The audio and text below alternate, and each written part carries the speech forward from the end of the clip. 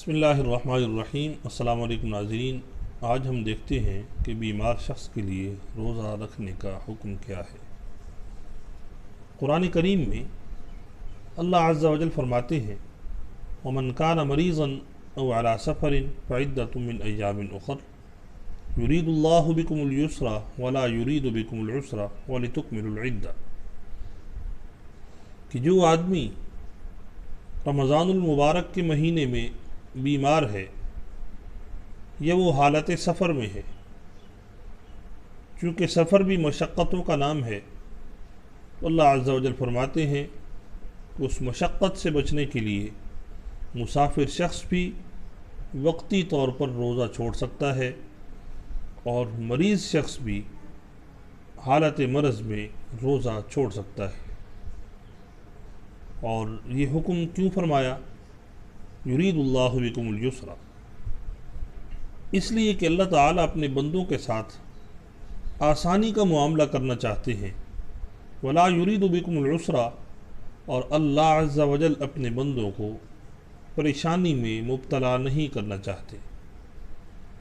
तो वलितुकमिलुल इद्दा, तो बीमार शख्स ने बीमारी की वजह से रमज़ान के जितने रोज़े छोड़े हैं वो बाद में उन रोज़ों को क़ज़ा कर ले, और मुसाफिर ने हालत सफ़र में जितने रोज़े छोड़े हैं वो बाद में सफ़र से वापसी के बाद रमज़ानुल मुबारक के महीने के बाद इन रोज़ों की क़ज़ा कर ले। यकीनन ऐसा करने से रमज़ान के जितने रोज़ों से वो शख्स महरूम हुआ है उसकी महरूमी भी ख़त्म हो जाएगी और अल्लाह अज़्ज़ा वजल की तरफ से वो अजर व सवाब का मुस्तहिक होगा। बाज़ लोग जो बीमार होते हैं और रोज़ा रखने की वजह से उनकी बीमारी में इजाफ़े का अंदेशा होता है, तकलीफ़ बढ़ने का ख़तरा होता है, इसके बावजूद रोज़ा रखने पर उनका इसरार रहता है कि हम रोज़ा नहीं छोड़ेंगे,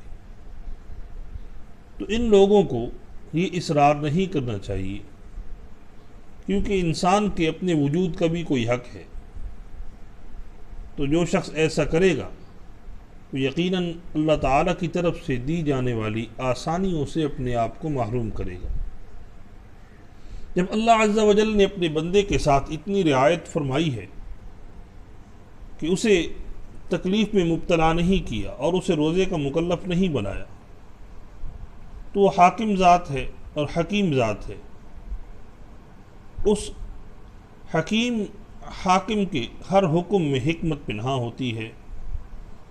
तो इंसान को चाहिए कि वो बीमारी की वजह से, ऐसी बीमारी कि जिसमें रोज़ा रखने से मौत का ख़दशा हो या बीमारी के इजाफ़े का ख़दशा हो, या बीमारी की वजह से अगर कमज़ोरी आ गई है, बीमारी तो ख़त्म हो गई लेकिन वो ज़ौफ़ और कमज़ोरी अभी बाकी है और ख़तरा है इस बात का कि अगर रोज़ा रखा तो ये ज़ौफ़ की वजह से दोबारा वो बीमारी हमला आवर हो जाएगी और उसमें इब्तिला होगी।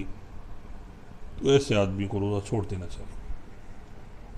अगर रोज़े की हालत में किसी शख्स को कोई तकलीफ़ लाहिक हुई और उसे इंजेक्शन लगवाना पड़ गया और उस इंजेक्शन से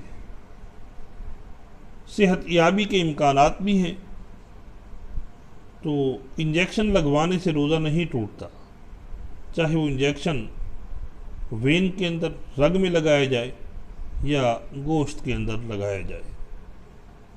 अलबत्ता कोई सेहतमंद आदमी अपने रोज़े को आसान करने के लिए ताकत का इंजेक्शन बिला ज़रूरत